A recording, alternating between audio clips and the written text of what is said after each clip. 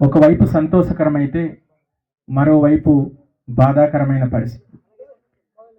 కామన్గా మనం సంతోషకరమైన పరిస్థితుల్లో కలుసుకుంటుంటాం, కానీ ఈరోజు ఈ విధంగా కలుసుకోవడం, ఏదేమైనా మనందరం ఐక్యత అవ్వటం ఒక శుభసూచకం. అసలు చేస్తున్నారా, రాజకీయ పార్టీలు చేస్తున్నారా తెలియదు, కానీ రాజకీయాలు ఎప్పుడైతే మన ప్రాంతంలోకి వచ్చాయో అప్పుడే మనం విడిపోవడం జరిగింది.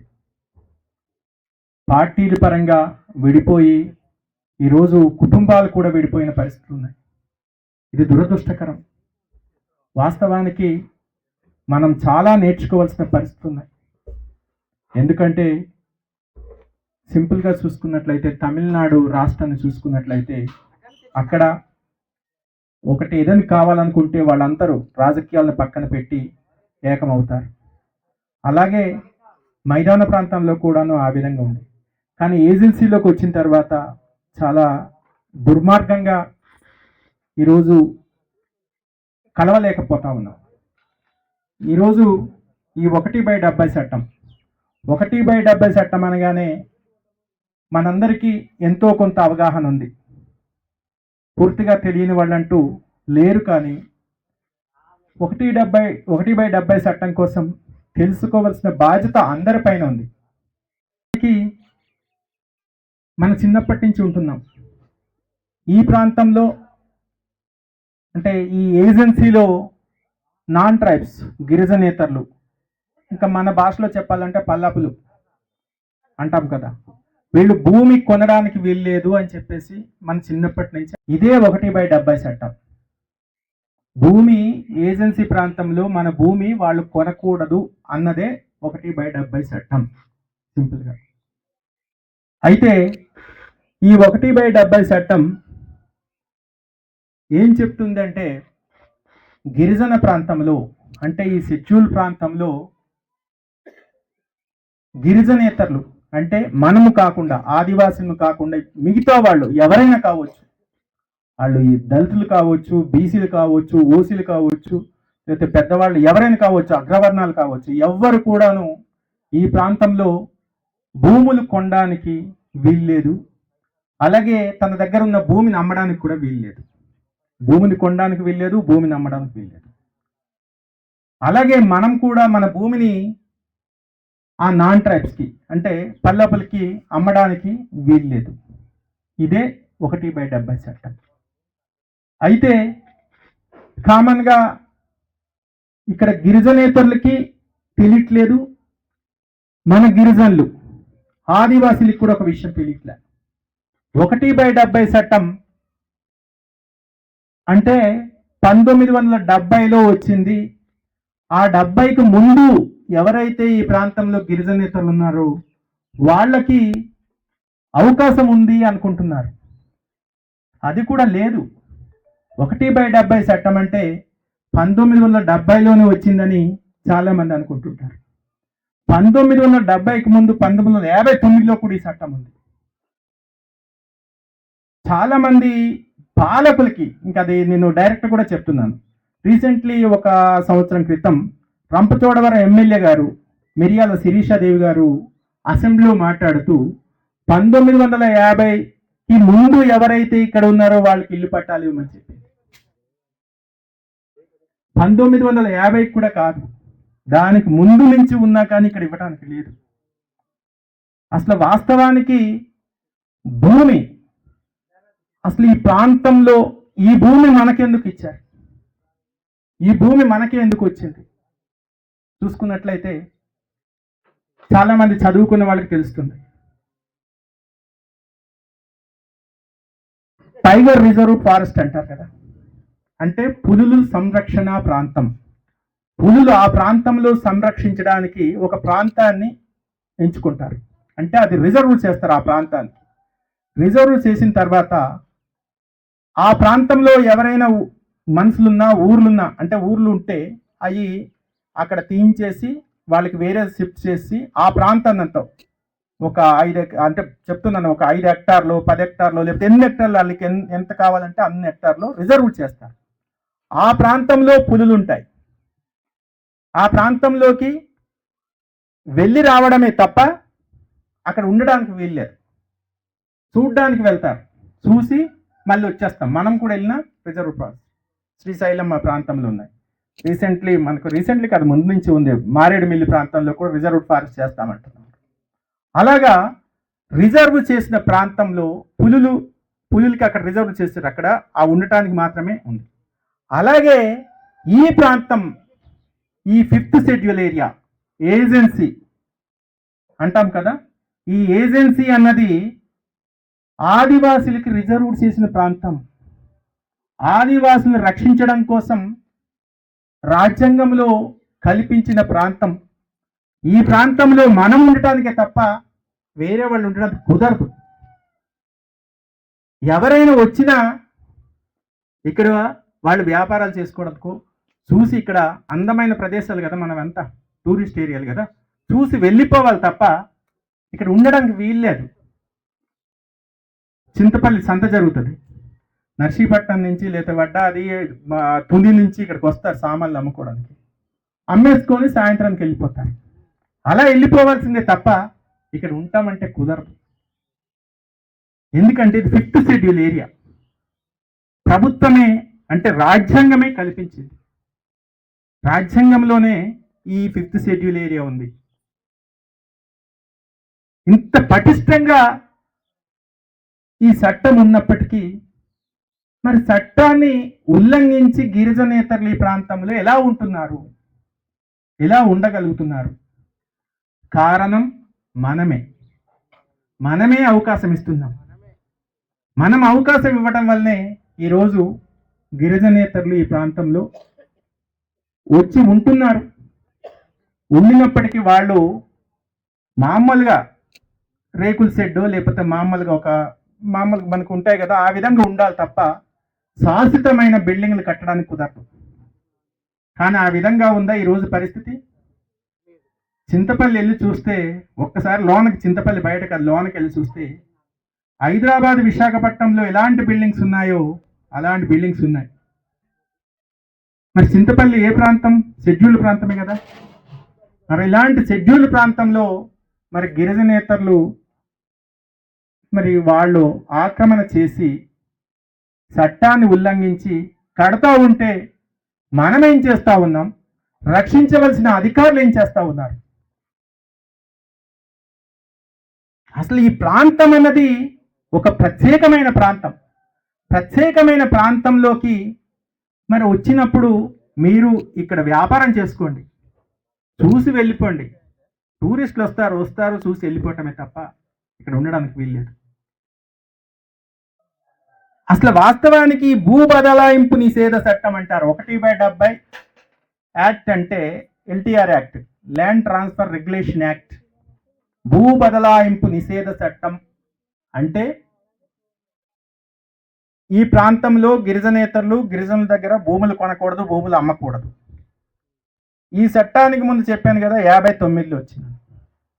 59కి ముందు అసలు బ్రిటిష్ హయాంలోనే ఈ చట్టాలు ఉన్నాయి. 1839లో బ్రిటిష్ హయాంలోనే గంజాం వైజాగ్ పట్టణం చట్టం అని చెప్పేసి చేయటం జరిగింది. ఆ చట్టంతోనే ఏజెన్సీ ప్రాంతం అని చెప్పేసి ఈ ప్రాంతానికి పేరు వచ్చింది. అంటే ఏజెంట్ టు ది గవర్నమెంట్ అంటే కలెక్టర్.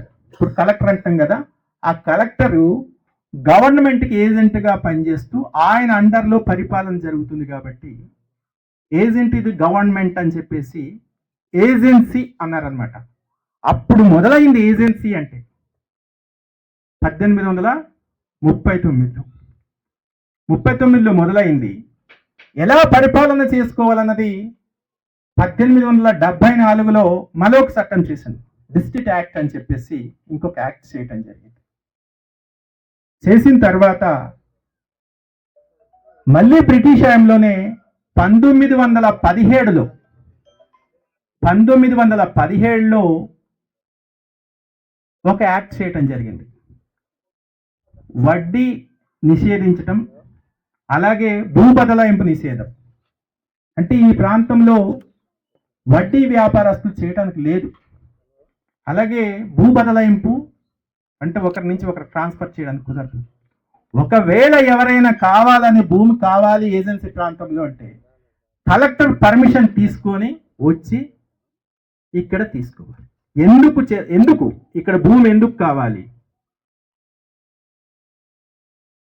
ఒక తోట వేయడానిక, ఇల్లు కట్టుకోవడానిక, ఒక కంపెనీ పెట్టడానిక అని చెప్పేసి ప్రభుత్వానికి లెటర్ రాసి పర్మిషన్ తీసుకొని వచ్చి ఇక్కడ చెయ్యాలి. అది కొంత సమయంలోనే, తర్వాత వెళ్ళిపోవాలి. అది 1917లో చేయడం జరిగింది. స్వతంత్రం వచ్చిన తర్వాత 1950 జనవరి 26వ తారీఖున భారత రాజ్యాంగం అమల్లోకి వచ్చింది. వచ్చినప్పుడే భారత రాజ్యాంగంలోని 5వ 6వ షెడ్యూల్ అని చెప్పేసి ఆదివాసీల కోసం ప్రత్యేకంగా షెడ్యూల్ని తయారు చేశారు. ఆ షెడ్యూల్లో ఎక్కడ గిరిజనేతలకి హక్కులే లేవు. 5వ షెడ్యూల్ ప్రాంతంలో గిరిజనేతలకు అసలు హక్కులే లేవు. ఎంతసేపు మనం చూసినా అక్కడ ఆదివాసీలు అంటే ఆదివాసీలను లేదు, అసలు యాక్చువల్గా రాజ్యాంగంలో ఆదివాసీలను లేదు. గిరిజనులు ట్రైబ్స్కి మాత్రమే ఇక్కడ హక్కులు ఉన్నాయని చెప్పేసి భారత రాజ్యాంగంలో 5వ షెడ్యూల్లో రాయబడింది. 5వ షెడ్యూల్. భూ బదలాయింపు నిషేధ చట్టం 1959లో, మళ్ళీ 1917 దాన్ని సవరణ చేసి 1959లో చేయడం జరిగింది. ఇంకా కఠినంగా 1970లో చేయడం జరిగింది. 70లో చేసిన తర్వాత దాని మీద క్రిమినల్ కేసులు అవి ఉంటాయి కదా, అంటే భూమి ఆక్రమణ చేసిన తర్వాత క్రిమినల్ కేసులు దాని మీద 1978లో క్రిమినల్ కేసుల మీద కూడా ఎలాంటి కేసులు పెట్టాలని చెప్పేసి 1978లో రాయటం జరిగింది. 1970లో ఈ చట్టం అమల్లోకి వచ్చిన తర్వాత పందిరి రామిరెడ్డి అని చెప్పేసి ఒక భూస్వామి వెంటనే హైకోర్టులో పిటిషన్ వేయటం జరిగింది. పిటిషన్ వేస్తే అంటే ప్రభుత్వం మీద పిటిషన్ వేశారు. ప్రభుత్వం చట్టం తీసుకొచ్చింది కదా, పిటిషన్ వేశారు. పిటిషన్ వేస్తే కాదు ఇది సమర్థవంతమై న్యాయ సంహితమే అని చెప్పేసి హైకోర్టు తీర్పిచ్చింది. హైకోర్టు తీర్పిస్తే ఆయన సుప్రీంకోర్టుకు వెళ్ళటం జరిగింది. సుప్రీంకోర్టు కూడాను హైకోర్టు ఇచ్చిన తీర్పు న్యాయమే అని చెప్పేసి 1988లో తిరిగి తీర్పిచ్చింది. అప్పుడు ఆంధ్రప్రదేశ్ ప్రభుత్వం గెలిచింది.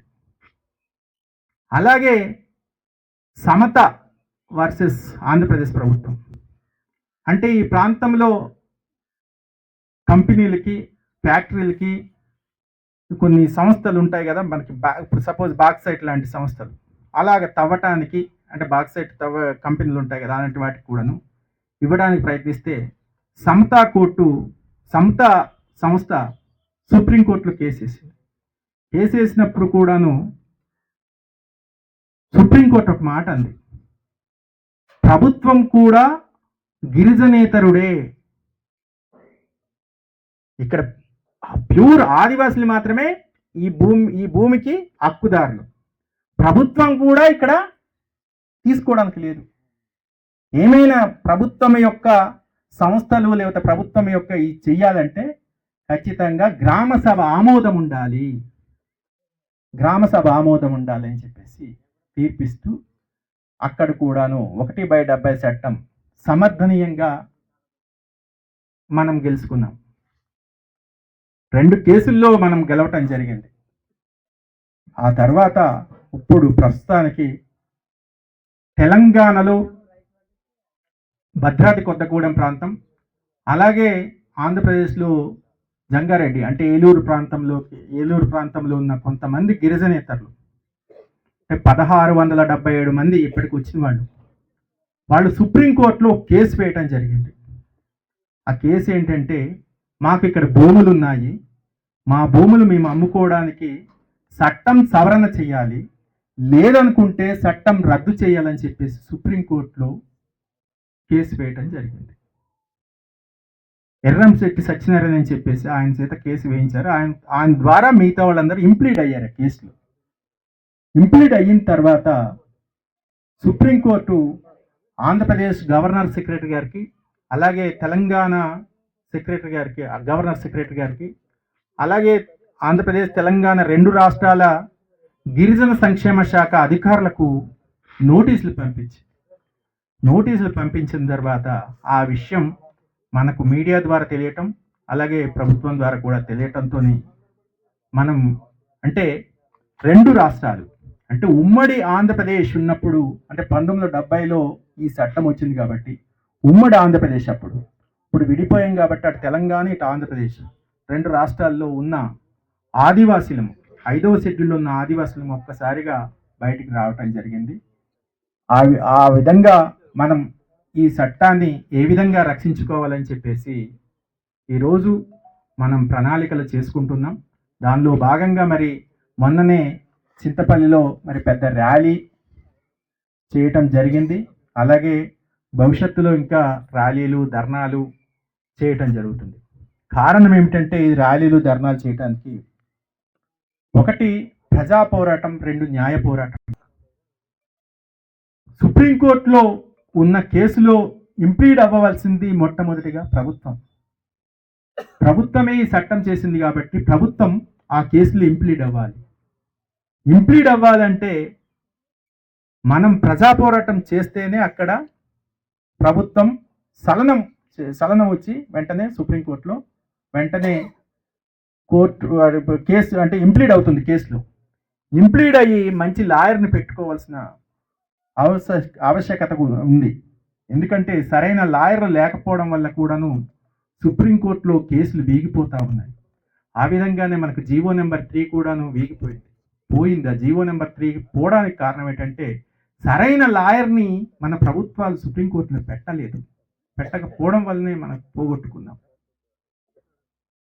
ఈ విధంగా మనం ప్రజా పోరాటాలు చేస్తేనే ప్రభుత్వంలో చలనం వచ్చి ఖచ్చితంగా ప్రభుత్వం ఇంప్లీడ్ అయిన తర్వాత ఆదివాసీ సంఘాలుగా ఆదివాసీ నాయకులుగా మనం కూడాను దాంట్లో ఇంప్లీడ్ అవ్వడానికి అవకాశం ఉంది.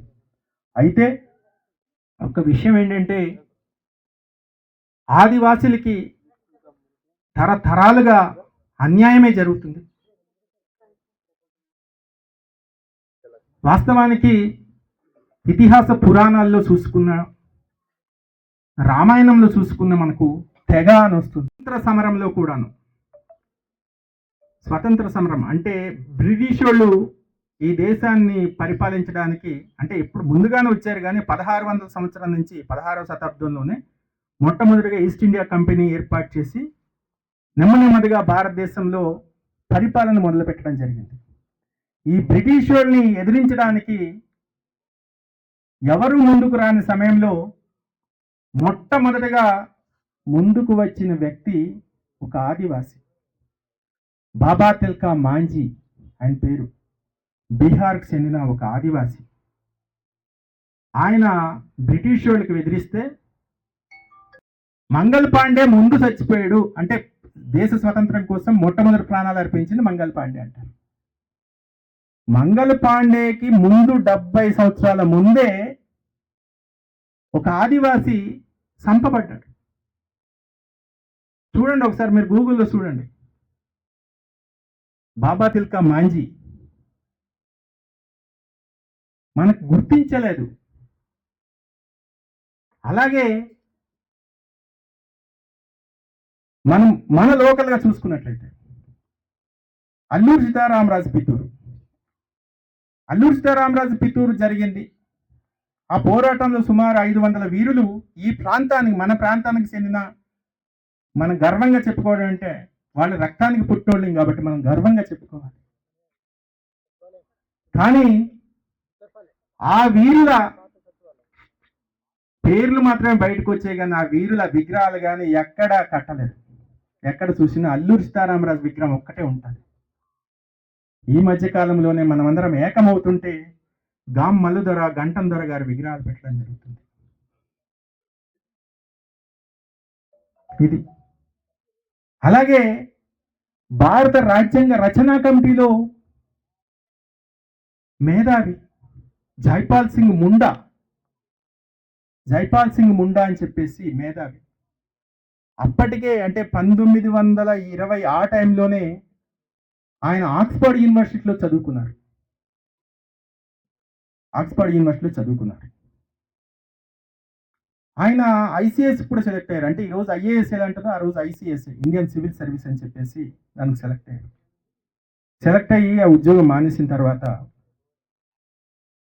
ఆయన హాకీ టీంకి కెప్టెన్గా ఉంటూ భారతదేశానికి అంటే గుర్తింపు కూడా తీసుకొచ్చాడు. ఆయన రాజ్యాంగ రచనా కమిటీలో సభ్యుడు. అలాగే ఈరోజు మనకు ఉన్న 5వ 6వ షెడ్యూల్ ఉన్నాయి కదా, భారత రాజ్యాంగంలో 5వ 6వ షెడ్యూల్కి పితామహుడు.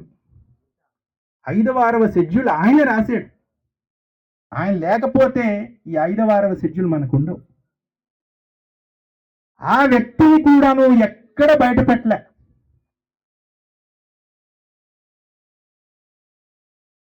అంబేద్కర్ గారితో సమానంగా కూర్చొని అంబేద్కర్తో ఈక్వల్గా ఉన్న వ్యక్తి ఆయన. ఆయన్ని ఎక్కడ మనం గుర్తించలేదు. జైపాల్ సింగ్ ముండాని ఏ పార్టీ కూడా మనకు చెప్పలేదు. బాబా తిలక మాంజీ గురించి ఏ పార్టీ చెప్పలేదు. బిర్సా ముండా గురించి చెప్పలేదు. జైపాల్ సింగ్ ముండా గారి గురించి చెప్పలేదు. కొమరం భీముది తర్వాత జరిగింది కాబట్టి కొంత తెలంగాణ ప్రాంతంలో ఐడియా ఉంది కాబట్టి కొమరం భీం కొంత బయటకు వచ్చింది. అణువున ప్రతిసారి ప్రతి పరిస్థితిలో కూడాను మన యొక్క పోరాటాలు ఉన్నాయి. కానీ మనల్ని ఎక్కడా పట్టించుకోలేదు. చరిత్రలో కూడాను మన పోరాటాలని గుర్తించలేదు. అలాగే సమావేశానికి విచ్చేసిన మనం గొప్పగా చెప్పుకున్న అల్లూరి సీతారామరాజు మన్యం పితూరు కోసం జాతీయ పోరాటంలో లేదు. అది జాతీయ పోరాటంలో గుర్తించలేదు. గుర్తించి ఉంటే అక్కడ అంటే ఆ పోరాటంలో పాల్గొన్న కుటుంబాలకి ఈరోజు పెన్షన్ వచ్చిండేది. కానీ జాతీయ పోరాటంగా ఎక్కడ గుర్తించలేదు. అంటే ఆనాడు నుండి ఈనాడు వరకు కొనసాగుతూనే ఉంది ఈ వివక్షత. అసలు భారతదేశానికి మూలవాసులు ఆదివాసులు. ఇంకో విషయం ఏంటంటే ఈ ప్రపంచానికి పోరాటం నేర్పిందే ఆదివాసులు. ఈ ప్రపంచానికి పోరాటం నేర్పింది ఆదివాసులు. ఆది మానవుడు నుండి వచ్చిన వాళ్ళు మనం. ఆది మానవుడు ఏం చేశాడు? తన బ్రతుకు కోసం అడవిలో తిరుగుతూ జంతువుల నుంచి రక్షించుకోవడం కోసం విల్లంబులు పట్టాం. జంతువుల నుంచి రక్షించుకున్నాం. అడవి మృగాల నుంచి రక్షించుకోవడానికి మనం విల్లంబులు పెట్టి మనకి మనం రక్షించుకోగలిగాం. అడవి మృగాల కన్నా ఘోరంగా ఈరోజు మానవ మృగాలతో పోరాటం చేయవలసిన పరిస్థితి వస్తుంది. అడవి మృగాల కన్నా ఘోరంగా మానవ మృగాలు. ఆనాడు నుండి ఈనాడు వరకు కూడాను మనకు బాధ కల్పిస్తూనే ఉన్నారు. అందుకే 5వ 6వ షెడ్యూలు రచించేటప్పుడే జైపాల్ సింగ్ ముండా ఒక మాట అన్నాడు. మేము భారతీయులమే, భారతదేశం అంటే మాకు చాలా గౌరవం ఉంది. కానీ వేల సంవత్సరాల నుండి మాకు ఇక్కడ అన్యాయం జరుగుతూ ఉంది. అందుకు మాకు ప్రత్యేకంగా ఒక దేశమే ఇవ్వమని చెప్పేసి ఆనాడు అడిగారు. ఆనాడు ఆయన గుర్తించారు. అసలు వాస్తవానికి మనం అంటున్నాం 1/70 చట్టం ప్రభుత్వమే చేసింది కదా. ప్రభుత్వం చేసినప్పుడు దాన్ని కాపాడవలసిన బాధ్యత ఎవరిది? ప్రభుత్వందే కదా. మరి ప్రభుత్వంలో ఎవరున్నారు? ముఖ్యమంత్రి ఉంటారు కదా. ఆ ముఖ్యమంత్రి ఆదివాసి కాదు కదా. ఆదివాసి ఉంటే ఖచ్చితంగా రక్షించుండేవాళ్ళు కదా. కానీ విషయం ఏంటంటే ఆదివాసీలు ముఖ్యమంత్రులుగా ఉన్న ప్రాంతాల్లో కూడా ఈ చట్టాలు అమలు కావట్లేదు. ముఖ్యమంత్రి కన్నా పెద్దోళ్ళు ఉంటారు కదా, రాజకీయాల్లో కుట్రలు జరుగుతుంటాయి కదా, మనకు అన్నీ తెలుసు కదా. ఈ విధంగా మనకు పెద్ద నష్టం జరుగుతూ ఉంది. మేధావులు ఆనాడే గుర్తించారు మనకి ఇలాంటి పరిస్థితులు వస్తాయని చెప్పేసి. మన చట్టాలు సక్రమంగా అమలు చేసుకోవాల్సిన బాధ్యత మన పైన కూడా ఉంది. ఎందుకు మన పైన ఉంది అంటే, వాళ్ళు ఎలాగో చేయరు, చేయించుకోవాల్సిన బాధ్యత మన పైన ఉంది. 1/70 చట్టం, భూ బదలాయింపు నిషేధ చట్టం వచ్చింది. దాని తర్వాత పీసా చట్టం వచ్చింది 1996లో. పీసా చట్టం అంటే ఏంటి? గ్రామ సభ. పీసా చట్టంలో గ్రామ సభ అత్యున్నతమైనది. అంటే పార్లమెంట్లో ఒక శాసనం, ఒక చట్టం చేస్తే దేశం మొత్తం మీద ఎలా అమలు అవుతుందో, గ్రామ సభలో చట్టం చేస్తే, గ్రామ సభలో తీర్మానం చేస్తే అక్కడ ఆ ప్రాంతంలో అదే శాసనం. అందుకని పీసా ఈక్వల్ టు పార్లమెంట్, పార్లమెంట్తో సమానం పీసా అని చెప్పేసి. పీసా కమిటీలు, పీసా చట్టం 96లో ఏర్పాటు చేసిన తర్వాత ఎప్పుడు వచ్చాయి? లాస్ట్ గవర్నమెంట్లో ఒక 5-6 సంవత్సరాల ముందు ఒక కమిటీలు ఏర్పాటు చేశారు. మళ్ళీ ఇప్పుడు కమిటీలు ఏర్పాటు చేశారు. కమిటీలు ఏర్పాటు చేశారు, కానీ ఆ కమిటీలకి ఏమి ఇచ్చారో ఏమో మన వాళ్ళు ఇక్కడే ఉన్నారు, దాని మీద కూడా మాట్లాడతారు. పీసా విషయం. పీసా తర్వాత అటవీ హక్కుల చట్టం. అటవీ హక్కుల చట్టం 2005లో చేశారు. 2005, ఇది 2025, అంటే 20 సంవత్సరాలు అయిపోయింది. మనం సాగు చేసుకుంటున్న భూమికి మనకు పట్టా ఇవ్వడానికి ప్రభుత్వానికి బాధ కలుగుతుంది. మనం 10 ఎకరాల భూమి సాగు చేసుకుంటే 5 సెంట్ల భూమికి పట్టా ఇస్తున్నారు. మిగతా 9 ఎకరాల 95 సెంట్లు ఉంటుంది కదా, మరి దాని పరిస్థితి ఏంటి? పట్టాలు ఇవ్వట్లేదు. వాస్తవానికి ఈరోజు 1/70 చట్టం రద్దయితే ఏమవుతుంది తెలుసా? మన ప్రాంతంలో బాక్సైట్, ఫస్ట్ బాక్సైట్ మీద పడతారు. ఆ తర్వాత మన ప్రాంతంలో ఏకదమ్, మన కొండలన్నిట్లో, అంటే మన ప్రాంతంలో అంతా కొండే కదా, ఈ కొండ ప్రాంతంలో ప్రతి చోట మైనింగ్ ఉంది. మైనింగ్ను తవ్వుకుపోవడానికి ఒక ప్రణాళిక ఇదంతా. అక్కడ మనం చూసే 1677 మంది గిరిజనేతలు అనుకుంటున్నాం, కానీ గిరిజనేతల వెనకాల ప్రభుత్వాలు, పార్టీలు ఉన్నాయి. సో మనం ఎవరితో పోరాటం చేస్తున్నాం? ప్రభుత్వాలతో పోరాటం చేస్తున్నాం. ప్రభుత్వాలతోనే మనకు రక్షణ లేని పరిస్థితి వస్తుంది. రక్షించవలసిన ప్రభుత్వాలు మనకు ఈ విధంగా ఇబ్బంది పెడతా ఉన్నాయి. సో మన దగ్గర ఏముంది ఇప్పుడు? ఏమి చేయలేని పరిస్థితి. ఇలాంటి పరిస్థితుల్లో మనం ఏం చేయాలి? కనీసం ఐక్యతతో ఉండాలి. మనం ఐక్యత లేదు ఇక్కడ. ఐక్యత లేకపోవడం వల్లనే ఈరోజు ఈ పరిస్థితి. భగత, కొండదొర, కమ్మర, వాల్మీకి, ఇలాగ మనకి ఎన్ని ఉన్నాయో అన్ని కులాల పరంగా విడిపోతున్నాం, అంటే సబ్జాతుల పరంగా విడిపోతున్నాం. విడిపోవడం వలన విడగొట్టి పాలిస్తూ ఉన్నారు. బ్రిటిష్ వాడు విడగొట్టి పాలించాడు అన్నాడు కదా, వాళ్ళు విడగొట్టి పాలించారేమో కానీ ఇప్పుడు విడగొట్టేస్తారు మనం విడిపోతా ఉన్నాం. సో మిగతా సమయంలో ఎలాగున్నా ఇప్పుడైనా మనం సరిగ్గా ఉండాలి. మన కష్టాలు వచ్చినప్పుడైనా మనం సరిగ్గా ఉండాలి.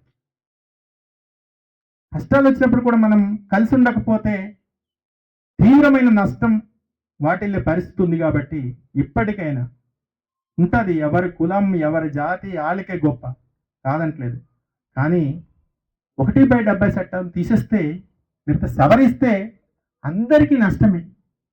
అందరికీ నష్టమే. ఎందుకు నష్టం అంటున్నానంటే, మనం పేదవాళ్ళవి, పేదరికం మీద దెబ్బ కొడతాం. ఈరోజు హైవే ఏర్పడిన తర్వాత హైవేకి ఆనుకోనున్న భూములు మొత్తం కబ్జా అవుతున్నాయి, లేదంటే మన వాళ్ళు అమ్మేస్తూ ఉన్నారు. రేపు ఇదే హైవే అవుతుంది, ఈ ప్రాంతంలో కూడా మొత్తం భూములు అమ్మేస్తారు. రేట్లు పెరిగిపోతుంటాయి. రేట్లు పెరిగిపోతుంటే మనకు ఆశలు పెరిగిపోతూ ఉంటాయి. అప్పుడు ఆటోమేటిక్గా మనం భూములు అమ్మేస్తుంటాం. వాస్తవానికి ఈ భూములు మనయా? మనం సంపాదించినయా? ఎప్పుడో మన తాతలు సంపాదించారు. తాతల తర్వాత తండ్రుల దగ్గరకు వచ్చి, తండ్రుల దగ్గర నుంచి మన దగ్గరకు వచ్చి, మన దగ్గర నుంచి మన పిల్లలకి వెళ్ళాలి, మన పిల్లల దగ్గర నుంచి మన మనవలకి వెళ్ళాలి, మనవల తర్వాత ముని మనవలకి వెళ్ళాలి. ఇది నిరంతరం పరంపర కొనసాగాలి తప్ప మనం ఈరోజు భూమి అమ్మేస్తే క్లోజ్, నెక్స్ట్ మన పిల్లలకు ఉండదు భూమి. సో ఆ భూమిని కాపాడుకోవాలి. భూమిని కాపాడుకోవాల్సిన బాధ్యత మన పైన ఉంది. ఎందుకంటే సపోజ్ ఉద్యోగం ఉంది, ఆ ఉద్యోగం ఆయన వరకే, ఆయనకి 62 సంవత్సరాలు లేదా 63 సంవత్సరాలు అంటున్నారు. ఇప్పుడు 62 సంవత్సరాలు వచ్చిన తర్వాత రిటైర్ అయిపోతారు, అయిపోయింది ఆయన ఉద్యోగం. మళ్ళీ ఆయన పిల్లలు మళ్ళీ కొత్తగా చదువుకోవాలి, మళ్ళీ ఉద్యోగం సంపాదించుకోవాలి. కానీ భూమి అలాగ కాదు కదా. ఆయన భూమి ఆయన పిల్లలకి వెళ్తుంది, వాళ్ళ పిల్లల దగ్గర నుంచి మన వాళ్ళకి వెళ్తుంది. మరి ఈ భూమిని కాపాడుకోవాలి కదా మనం. ఈ భూమిని కాపాడుకునే చట్టమే 1/70 చట్టం. ఈ చట్టం సవరణ జరిగినా రద్దయినా తీవ్రమైన నష్టం జరిగేది మనకు. కాబట్టి ఆలోచన చేయండి మీరు ఒకసారి. చట్టం ఏమాత్రం దెబ్బ తగిలినా అది మనందరికీ దెబ్బే. జీవో 3 పోయింది. జీవో 3 పోతే మొత్తం ఎవరైతే ఏజెన్సీలో ఉన్నారో అందరికీ నష్టమే జరిగింది. మన పిల్లలకి రావాల్సిన 5,000 ఉద్యోగాలు, టీచర్ ఉద్యోగాలు, 5,000 టీచర్ ఉద్యోగాలు పోయాయి. మిగతావన్నీ కలిపి 20,000 పైసలకు ఉద్యోగాలు పోయాయి జీవో 3 తీసేసిన తర్వాత. మరి 20,000 ఉద్యోగాలు ఎవరివి? మనయే కదా, మన ఉద్యోగాలు పోయే కదా.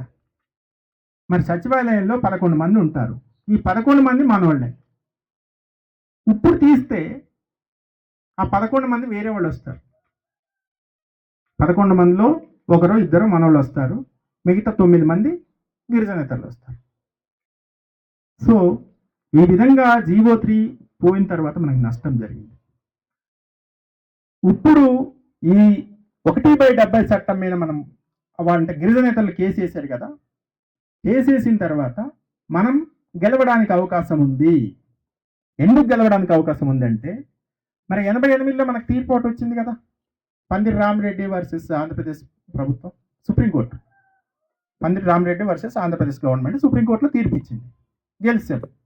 సమతా వర్సెస్ ఆంధ్రప్రదేశ్ గవర్నమెంట్లో కూడా కదా గెలిచాం కదా. సో ఇప్పుడు కూడా మనం గెలుస్తాం, కానీ మనం కోర్టుకు వెళ్ళాలి కదా.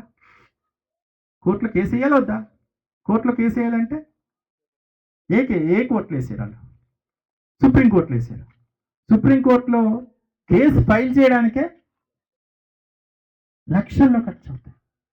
అక్కడ దాంట్లో కూడా ఉంది, ఆ ఫైల్లో వాళ్ళు ఇచ్చిన డబ్బులు కూడా, అంటే కోర్టుకి సబ్మిట్ చేసింది 8,50,000 రూపాయలు ఒక మనిషి ఒక పిటిషన్ ఇస్తారు. మరి లాయర్కి ఇవ్వాలి కదా. తీర్పు ఇప్పుడు కేసు వేసిన తర్వాత ఇప్పుడు తీర్పు వచ్చేది కదా. ఇది ఎప్పుడో తీర్పు వస్తుంది. తీర్పు వచ్చిన వరకు వాయిదాలకు వెళ్తూనే ఉండాలి మన లాయర్. ఆ వాయిదాకి వెళ్ళినప్పుడల్లా మన డబ్బులు ఇవ్వాలి. సో ఇలాంటి పరిస్థితులు ఉన్నాయి కాబట్టి మనం ఏం చెయ్యాలి? ఓకే, మేధావి వర్గం, ఉద్యోగులు, వాళ్ళ సహాయం వాళ్ళు చేస్తామంటున్నారు. గ్రామస్తులుగా, ఆదివాసులుగా మనం కూడా ఏదో చెయ్యాలి కదా. మనం ఇంతమంది ఉన్నాం ఇక్కడ, ఈ మీటింగ్కి వచ్చిన వాళ్ళమే ఒక 50 మంది ఉంటాం కదా. 50 మంది 50 పదులు వేసుకుంటే 10 రూపాయలు ఎంత వస్తుంది? 50 పదులు 500 రూపాయలు వస్తుంది కదా. సో ఈ విధంగా మనము ప్రతి ఇంటి నుంచి ఒక్కొక్క ఆదివాసి ఒక్కో 10 రూపాయలు ఇచ్చిన మనం ఫండ్ చేసుకోగలం. ఆ విధంగా ప్రతి ఒక్కరు ప్రతి గ్రామం నుండి 1/70 చట్టాన్ని రక్షించుకోవడం కోసం నిధి సమకూర్చాలి. అయితే ఈ నిధి సమకూర్చిన తర్వాత దీన్ని కూడా సరిగ్గా సక్రమంగా ఎవరైతే అక్కడికి సుప్రీంకోర్టులో కేసు వేయడానికి మన వాళ్ళు ముందుకు వస్తున్నారో పెద్దలు, వాళ్ళకి ఇవ్వాలి. ఇది మళ్ళీ మిస్యూజ్ జరిగింది అనుకోండి, అంటే సరిగ్గా ఇవ్వకపోయారు అనుకోండి, సపోజ్ 1000 రూపాయలు వచ్చింది ఆ ఊర్లో, 500 ఇచ్చి 500 మన జేబులో ఖర్చు పెట్టేశారు అనుకోండి, మళ్ళీ ఒకసారి ఇవ్వరు మన వాళ్ళు. సో అందుకని చాలా పారదర్శకంగా ఉండాలి. సో అందరూ మన గ్రామాల్లో మన చుట్టాలకి, మన బంధువులకి అందరికీ చెప్పండి, 1/70 చట్టం పోతుంది. 1/70 చట్టం పోతే తీవ్రమైన నష్టం జరుగుతుంది. కాబట్టి ఆ చట్టాన్ని రక్షించుకోవడం కోసం మనం ఈ పోరాటంలో భాగస్వాములు కావాలి. వాస్తవానికి ఇది ఆఖరి పోరాటం, మనకి ఆఖరి పోరాటం. ఈ పోరాటంలో గెలిస్తే నిలబడతాం, గెలవకపోతే సస్తాం. అందరం పోతాం, అందరం పోతాం, అది వాస్తవం. ఎందుకంటే అనుకుంటున్నారు, మా ఊర్లో ఈరోజు 170 యాక్ట్ విరుద్ధంగా ఒక 50 ఎకరాలు జాఫ్రా తోట వేశారు, కింద నుంచి వచ్చి, కాకినాడ నుంచి వచ్చి. అసలు మన 1/70 చట్టం ప్రకారం లీజు కూడా ఇవ్వడానికి లేదు. అసలు ఈ చట్టమే లేకపోతే ఇంకా సింపుల్ ఏంటంటే ఒక కంచెలాగా ఉంది చట్టం. కంచె లేకపోతే మంద వచ్చేస్తుంది, వాళ్ళకి మనకి తేడా ఉండదు. కంచె అడ్డంగా ఉంది, ఆ కంచె కట్టుకొని ప్రస్తుతానికి ఆ కంచె ఉంది. సవరణ జరిగితే కంచె తీసేస్తారు. కంచె పోయిందంటే మన పని అయిపోయినట్టే. సో ఆ కంచెని ఇప్పుడు కర్రల కంచె ఉంది, ఇనప కంచె వేసుకోవాలి మనం. ఇప్పుడు ఈ చట్టం ఇప్పుడు కానీ మనం గెలిస్తే భవిష్యత్తులో కూడా మనం గెలుస్తాం. ఎందుకంటే అక్కడ 2 సార్లు మనం గెలిచామని చెప్పుకుంటాం కదా, ఇప్పుడు గెలిస్తే దీన్ని మళ్ళీ చూపించుకుంటున్నాం. కోర్టులలో చూస్తారంటే ముందు ఆ చట్టం ప్రకారం ఏం జరిగింది. సో మనం ఈ చట్టం ఇప్పుడు గెలవాలి కాబట్టి ఎట్టి పరిస్థితి మనం గెలవాలి. ఇప్పుడు గెలవాలంటే మంచి లాయర్ని మనం పెట్టాలి. మనం పెట్టే ముందు ప్రభుత్వం పెట్టాలి. ప్రభుత్వం పెట్టిన తర్వాత మనం ఇంప్లీడ్ అవ్వాలి. ప్రభుత్వానికి సెగ తగలాలంటే ఇలాంటి మీటింగ్లు ప్రతి ఊర్లో జరగాలి. ప్రతి ఊర్లో ఖచ్చితంగా మనం మోటివేట్ అవ్వాలి. పెదపాడులు ఎప్పుడు జరుపుతారు మరి? ఎప్పుడు పెడతారు పెదపాడు? పార్క్ ఎలా? ప్రతి ఊర్లో పెట్టాలి మీటింగ్లు. మనం మోటివేట్ అవ్వాలి. ఇంకా మనకు వచ్చి ఎవరు బయట వాళ్ళు వచ్చి చెప్పరు, మనకు మనమే పెట్టుకోవాలి. ఇంకో విషయం ఏంటంటే, వాళ్ళు ఎందుకు చెప్పారంటే, ఆదివాసులు కానీ తెలిస్తే, చట్టం తెలిస్తే వీళ్ళు తెలివన్నయ్యలు అయిపోతారు, ఇంకంతే అయిపోతారు. ఇంకో విషయం ఏంటంటే, మనకు సమసమాజం అన్నారు కదా, సమసమాజం వేరు, ఆదివాసి సమాజం వేరు. సమసమాజంలో అందరూ సమానం అన్నారు. అందరితో మనం ఎలా సమానం అవుతాం? అందరితో మనం సమానం కాలేము, మనకు ప్రత్యేకంగా ఉంది. అలాగే మనం బహుజనులు కూడా కాదు. బహుజనులు వేరు, మనం వేరు. బహుజన్తో ఇప్పుడు మేకలకి తోడేళ్ళకి ఒక దగ్గర పెడితే ఏమవుద్ది? ఏరేస్తుంటాయి కదా, అలా ఉంది మన పరిస్థితి. సో మనం సపరేట్. మనకు ఒక 5వ షెడ్యూల్ ఉంది. 5వ షెడ్యూల్లో ఈ చట్టాలు ఉన్నాయి. ఈ చట్టాలని కాపాడుకోవడం కోసం మనం అందరం ప్రయత్నం చేయాలి. మరి ప్రతి ఊర్లో సమావేశాలు జరగాలి. ప్రతి ఊరు నుండి నిధి సమీకరించాలి. ప్రతి ఒక్కరూ చట్టం కోసం తెలుసుకోవాలి. చట్టపరమైన భాషనే మనం మాట్లాడాలి, అది కూడా తెలుసుకోవాలి. చాలా మంది ఏమంటున్నారంటే, ఈ కేసులో రివ్యూ పిటిషన్ వేయాలంటారు. రివ్యూ పిటిషన్ వేరు, ఇంప్లిమెంట్ పిటిషన్ వేరు. చట్టం జీవో3 కొట్టేసిన తర్వాత కొట్టేసిన చట్టాన్ని మళ్ళీ దాంట్లో రివ్యూ పిటిషన్. ఇప్పుడు కేసు నడుస్తుంది కాబట్టి ఆ కేసులు ఇంప్లీడ్ అవ్వాలి. సో ఇవన్నీ ఉన్నాయి కాబట్టి మనం చాలా జాగ్రత్తగా ఉండాలి. ఆ విధంగా మనం జాగ్రత్త కల్పించవలసిన బాధ్యత ఎంతో కొంత, అంటే ఈ సమావేశానికి వచ్చిన వాళ్ళకి ఉంది. ఎందుకంటే చాలా మంది తెలిసి కూడా ఈ సమావేశం రాలేదు, తెలియకపోవచ్చు, తెలియలేదు. కాబట్టి తెలియపరచవలసిన బాధ్యత మన పైన ఉంది. ఇక్కడికి ఎంతమంది వచ్చామో ఒక్కొక్కరు ఒక్కో మనిషికి చెప్పినా, ఆ మనిషి ఇంకొకరికి చెప్పినా. స్టాలిన్ సినిమా గుర్తుంది కదా, ఒకరిద్దరికి ఇద్దరు, నలుగురికి నలుగురు, 8 మంది. ఆ విధంగా మనం చెప్పుకుంటూ వెళ్ళాలి. మన వాళ్ళకి చట్టాల మీద అవగాహన కల్పించుకోవాలి. అలాగే పీసా కమిటీ కూడా మరి దీని మీద పూర్తి అవగాహన పెంచుకోవాలి. పీసా కమిటీ ఈరోజు బాధ్యత తీసుకోవాలి. ఎందుకంటే సర్పంచులు కూడాను మరి వాళ్ళు మాజీలు అయిపోయారు. మళ్ళీ ఎలక్షన్స్ ఎప్పుడు వస్తాయని చెప్పేసి మళ్ళీ చూస్తున్నారు. ఈరోజు ఎంతో కొంత అధికారం ఉందంటే పీసాలకి, మరి ఎంపీడీ సెలక్షన్స్ కూడా వచ్చేస్తే వాళ్ళకి కూడా అయిపోద్ది. కాబట్టి పీసాల మీద నమ్మకం ఉంది. ఆ పీసా కమిటీలే ఈరోజు పూర్తిగా నడిపించవలసిన బాధ్యత తీసుకోవాలని చెప్పేసి కోరుతూ, మరి ఇంత మంచి సదావకాశం ఇచ్చిన ఒక రకంగా మరి ఈ చట్టం కోసం మనం చెప్పుకోవడం కన్నా ఈ విధంగా కలవడం అంటే ముందు మనం ఐక్యత అవుతున్నాం. ఐక్యత అవ్వటం కోసం మరి ఇలాంటి అవకాశం ఇచ్చిన మీ అందరికీ మరొక్కసారి ధన్యవాదాలు తెలియజేసుకుంటూ సెలవు తీసుకుంటున్నాను. జై ఆదివాసీ.